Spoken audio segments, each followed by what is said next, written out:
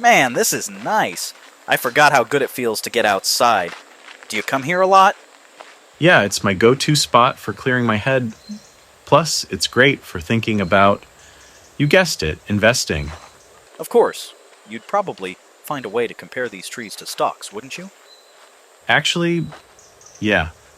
Look around, see that big oak tree over there? That's your value stock. And those tiny, fast-growing saplings? Those are your growth stocks.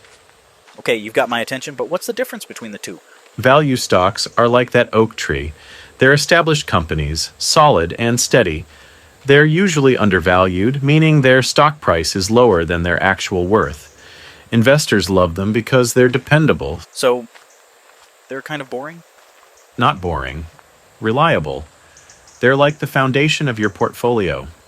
Now, growth stocks are more exciting. These are newer companies or tech giants that are growing fast.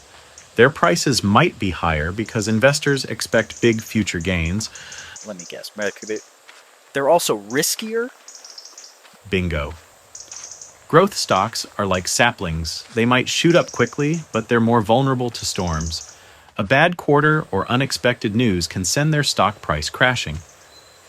Okay, so how do I decide which one to invest in? It depends on your goals. If you want steady, predictable growth, go for value stocks. If you're okay with more risk for potentially higher rewards, go for growth stocks, or a mix of both. So I guess it's about balance, like picking a mix of tall trees and saplings in a garden. Exactly. Every portfolio needs a little of both to weather the storms and thrive long term.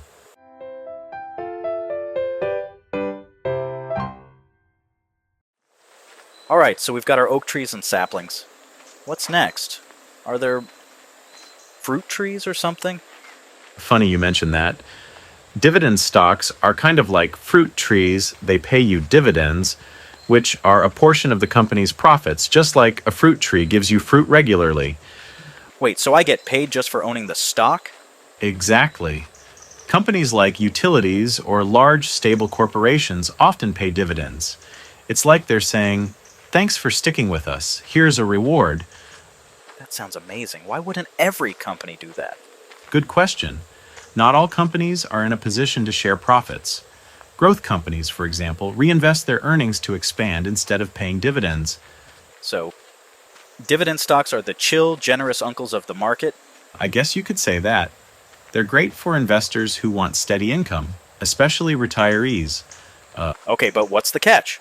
There's always a catch. The catch is that dividend-paying companies usually don't grow as fast as growth stocks. So, you trade some growth for stability and income. Alright, fruit trees it is. But I'm keeping an eye on those saplings too.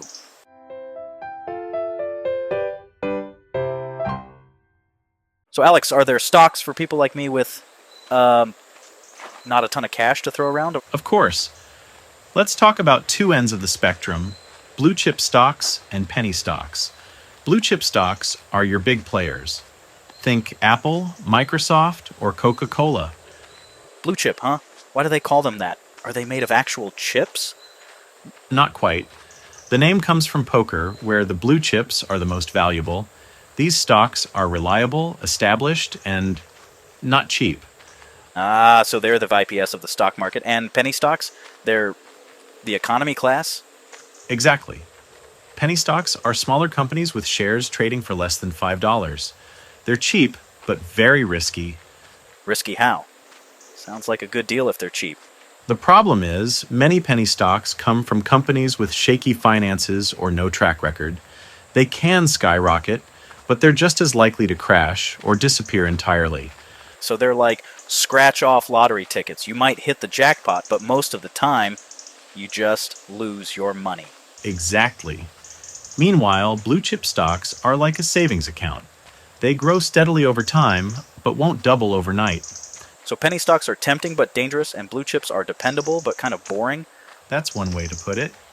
Penny stocks are for those willing to take a big risk for a potential big reward, while blue chips are for those who want long-term stability.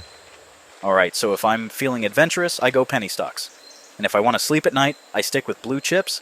That's a good way to think about it. But remember, it's all about balance. A portfolio with a mix of both might be your best bet. Got it. Blue chips for the boring days and penny stocks for the thrill seekers.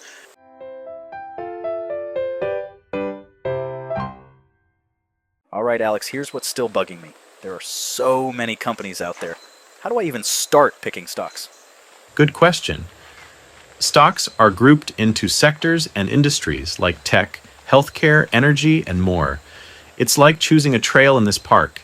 Each path leads to something unique. Okay, but how do I know which path is the right one? Should I just pick the tech sector because everyone talks about it? Not necessarily. Each sector has its own risks and rewards. Tech stocks can be exciting and innovative, but they're also more volatile. Volatile as in risky? Exactly. They can shoot up fast, but also fall just as quickly. On the other hand, healthcare stocks tend to be more stable because people always need healthcare. Alright, so healthcare is the safe trail, and what about energy? I hear a lot about oil and renewable energy. Energy stocks can be profitable, but they depend a lot on oil prices and global demand. They're more like the rocky trail, rewarding, but not for everyone. So it's really about figuring out which trail suits my style? Do I have to stick to one sector? Not at all. Most people diversify across multiple sectors to spread the risk. It's like taking different trails to explore the whole park instead of just one area. Okay, but isn't that a lot to keep track of? I mean, how do I manage all these different sectors? That's where ETFs come in. They're like a backpack that holds stocks from multiple sectors so you don't have to carry them all individually. ETFs, huh? Sounds handy. So they help me explore without getting lost? Exactly. They make diversification easy, especially for beginners. Got it. Choose my sectors wisely, diversify, and maybe get an ETF to make my life easier. Thanks, Alex.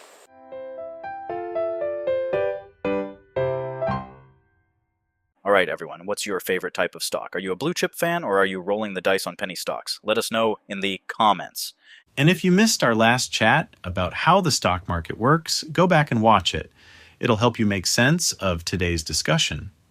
Next time, we're getting into how to start investing, so stick around, it's about to get real.